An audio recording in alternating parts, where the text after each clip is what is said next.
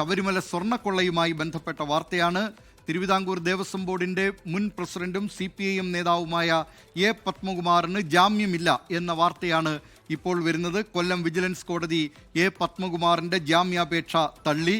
ദേവസ്വം ബോർഡിന് കൂട്ടുത്തരവാദിത്വം ആണെന്നായിരുന്നു പ്രതിഭാഗം വാദിച്ചിരുന്നത്. എന്നാൽ പത്മകുമാറിന് സ്വർണ്ണ കവർച്ചയിൽ നിർണായക പങ്കുണ്ടെന്നാണ് പ്രോസിക്യൂഷൻ വാദിച്ചിരിക്കുന്നത്.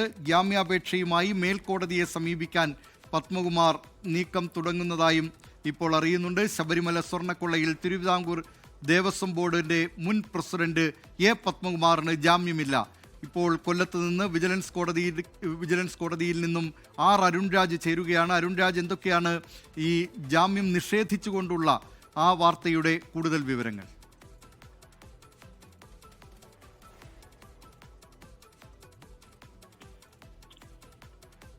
ശബരിമല സ്വർണ്ണക്കൊള്ളയിൽ എ പത്മകുമാറിന് ജാമ്യം നിഷേധിച്ചിരിക്കുകയാണ് കൊല്ലം വിജിലൻസ് കോടതി. ഇപ്പോൾ വിജിലൻസ് കോടതിയിൽ നിന്നും അരുൺരാജ് ചേരുന്നു. അരുൺരാജ്, എന്തൊക്കെയാണ് ഈ വാർത്തയുടെ കൂടുതൽ വിശദാംശങ്ങൾ?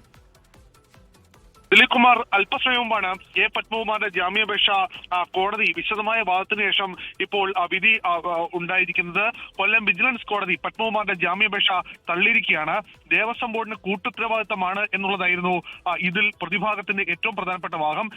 ഈ വാദം പൂർണ്ണമായി അംഗീകരിക്കാൻ കഴിയില്ല. പത്മകുമാറിന് സ്വർണ്ണ കവർച്ചയിൽ നിർണായക പങ്കുണ്ട് എന്ന പ്രോസിക്യൂഷൻ വാദമാണ് കോടതി ഇക്കാര്യത്തിൽ അംഗീകരിക്കുന്നത്.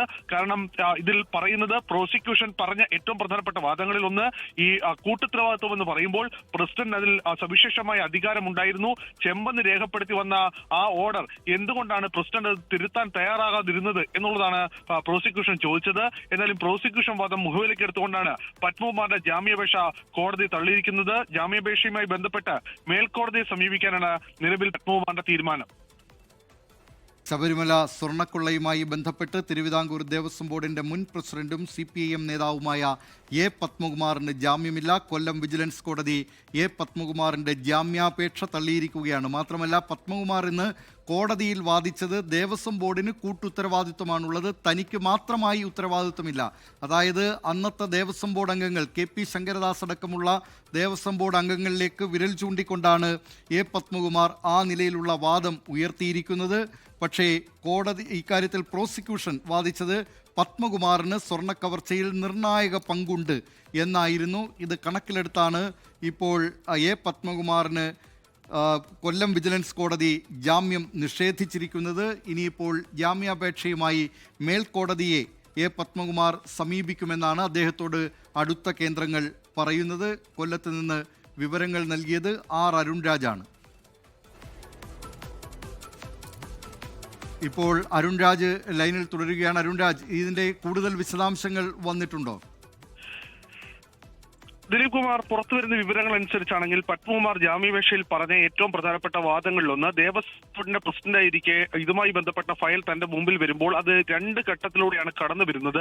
ഉദ്യോഗസ്ഥ തലത്തിലൂടെയും അതുപോലെ തന്നെ ദേവസ്വം ബോർഡിന്റെ ഇതുമായി ബന്ധപ്പെട്ട കമ്മീഷണർ വഴിയുമാണ്. ഇതിൽ രണ്ടിടത്തും ഇതുമായി ബന്ധപ്പെട്ട് ചെമ്പന്ന് രേഖപ്പെടുത്തി തന്നെയാണ് എത്തിയത്.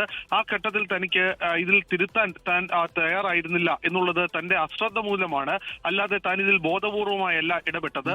അത്തരമൊരു അശ്രദ്ധ ഉണ്ടായിട്ടുണ്ടെങ്കിൽ അത് തന്റെ മാത്രം ഉത്തരവാദിത്തമല്ല, അത് ദേവസ്വം ബോർഡ് അംഗങ്ങളുടെ പരിപൂർണമായ ഉത്തരവാദിത്തമാണ്. ദേവസ്വം ബോർഡ് മാനുവൽ അങ്ങനെയാണ് നിഷ്കർഷിക്കുന്നത് എന്നുള്ളതാണ്. പക്ഷേ ഇതിൽ പ്രോസിക്യൂഷൻ പ്രധാനമായും ഇതിൽ മുന്നോട്ട് വെച്ച വാദങ്ങളിൽ ഏറ്റവും പ്രധാനം, ഇതിൽ ദേവസ്വം ബോർഡ് പ്രസിഡന്റ് എന്ന നിലയിൽ പത്മകുമാർ ഇക്കാര്യത്തിൽ നേരിട്ടും അല്ലാതെയും ഇടപെട്ടു.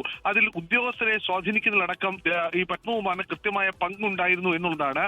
അതുകൊണ്ട് തന്നെയാണ് ഉദ്യോഗസ്ഥ തലത്തിൽ ചിലരും പത്മകുമാറും ചേർന്നുള്ള ഗൂഢാലോചനയാണ് ഇത്തരത്തിൽ സ്വർണമായിരിക്കുന്ന ഈ ശബരിമലയിലെ പാളികൾ അത് ചെമ്പന്ന് രേഖപ്പെടുത്തി പുറത്തേക്ക് കടത്തിയത്. അതിലൊരു ഗൂഢാലോചന തന്നെയുണ്ട്. ആ ഗൂഢാലോചനയിൽ കൃത്യമായ പങ്ക് പത്മകുമാറിനുണ്ട് എന്നുള്ളതാണ് പ്രോസിക്യൂഷൻ കോടതിയിൽ ആവർത്തിച്ച് വ്യക്തമാക്കിയത്. ഈ പ്രോസിക്യൂഷന്റെ വാദം ശരിയാണ് എന്ന് കണക്കിലെടുത്തുകൊണ്ടാണ് കോടതി പത്മകുമാറിന് ജാമ്യം നൽകാൻ കഴിയില്ല എന്നുള്ള നിഗമനത്തിലേക്ക് എത്തുന്നത്.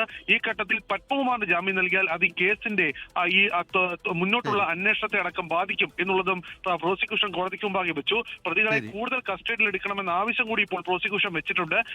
ലോകത്തെവിടെയായാലും ഏത് സമയത്തും 24 വാർത്തകളും ഓഗ്മെന്റഡ് റിയാലിറ്റി പാക്കേജുകളും എക്സ്പ്ലെയിനറുകളും വിശദമായി കാണാൻ ഞങ്ങളുടെ യൂട്യൂബ് ചാനൽ നിങ്ങൾക്ക് സബ്സ്ക്രൈബ് ചെയ്യാം.